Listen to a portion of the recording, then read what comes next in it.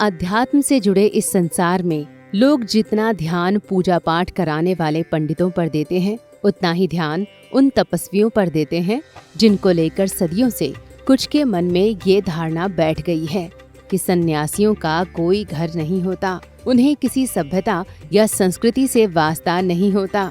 कुछ लोग तो ये भी मानते हैं कि सन्यासी जीवन जंगली पशु के समान होता है, जो जंगलों में रहना और खाना पसंद करते हैं। लेकिन एक सच्चाई ये भी है कि सन्यास धारण करने में ऐसा कहीं नहीं कहा गया है कि साधना में लीन रहने और धर्म के मार्ग को अपनाने के लिए जंगल में रहकर ही तप करना जरूरी होता है।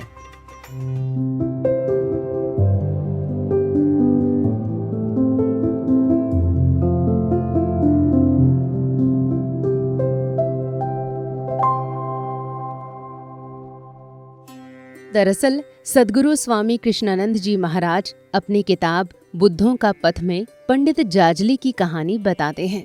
वे कहते हैं कि आज के काल्पनिक सन्यासियों के चलते दुनिया इतनी कुरूप नजर आ रही है। कुछ लोग सन्यासी जीवन को जंगली जानवरों के जीवन से जोड़कर देखते हैं। सन्यासी जीवन को समझना है तो आप पंडित जाजली के जीवन से समझ सकते हैं, जो धर्म के ज्ञान और प्रभु के दर्शन को पाने के लिए दिन रात तप किया करते थे। लेकिन उन्हें उनके प्रभु के दर्शन एक दुकान चलाने वाले बनिए के सानिध्य में आकर प्राप्त हुए।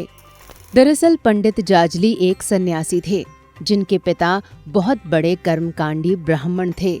जाजली को लगता था कि उन्हें समाज की कोई जरूरत नहीं है, इसलिए समाज से भिक्षा लेकर अपना पेट भरना स्वाभिमान समझते थे। समाज के भी तथाकथित धर्म भीरू लोग, जिनकी संख्या ज्यादा थी, पुण्य के लोभ से जाजली को दान देना अपना कर्तव्य समझते थे। हालांकि लोगों के बीच जाजली का डर इतना था कि कोई उनसे बात करने के बारे में भी नहीं सोचता।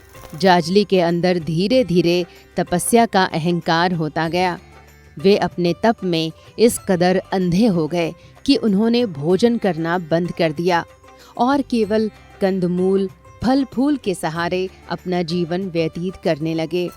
एक ही जगह पर तप करने की वजह से धीरे धीरे इनकी प्रतिष्ठा बढ़नी शुरू हो गई। लेकिन बढ़ते यश के साथ उनके शरीर पर दमन का चक्र बनना भी शुरू हो गया। कुछ समय में उन्होंने केवल एक ही जगह खड़े होकर तप करना शुरू कर दिया। ऐसे तप को देख उन्हें लोग खड़ेश्वरी बाबा के नाम से भी पुकारने लगे। चारों तरफ गुणगान होने लगा, लोगों की भीड़ जुटने लगी। लोग उनसे बातचीत तो करना चाहते थे, लेकिन जाजली अपने तप में मग्न रहते। धीरे धीरे उन्होंने शरीर का एक एक वस्त्र त्याग दिया, केवल एक लंगोट पहनकर मौसम की मार को सहने लगे।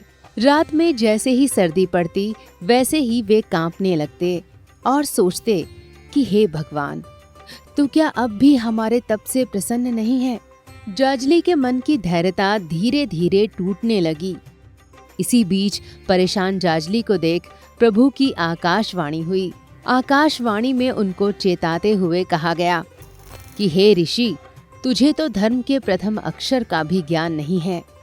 तुमने अभी तक अपना जीवन वैसे ही बर्बाद किया है जैसे कछुआ या खड़े पेड़। तूने तो इस संसार को अपने तप को दिखाते हुए अहंकार को इकट्ठा किया है, फिर तुझे कैसे तेरे प्रभु के दर्शन होंगे? दोस्तों, आकाशवाणी को सुन पंडित जाजली घबरा गए और नम्र स्वर में पूछने लगे, हे प्रभु, आप ही बताइए, मुझे धर्म का ज्ञान कैसे होगा? तभी जवाब आया कि तुम्हें धर्म का ज्ञान और अपने प्रभु के दर्शन करने हैं तो काशी जाना होगा, जहाँ तुम्हारे सद्गुरु से मुलाकात होगी, जो तुम्हें धर्म के ज्ञान की राह पर ले जाएंगे।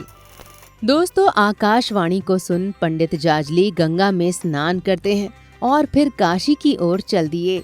काशी में उनकी मुलाकात तुलाधार वैश्य से हुई, जो एक दुकान पर अपने परिवार के साथ बैठे हुए थे। तुलाधार वैश्य को देख पंडित जाजली हैरान हो गए।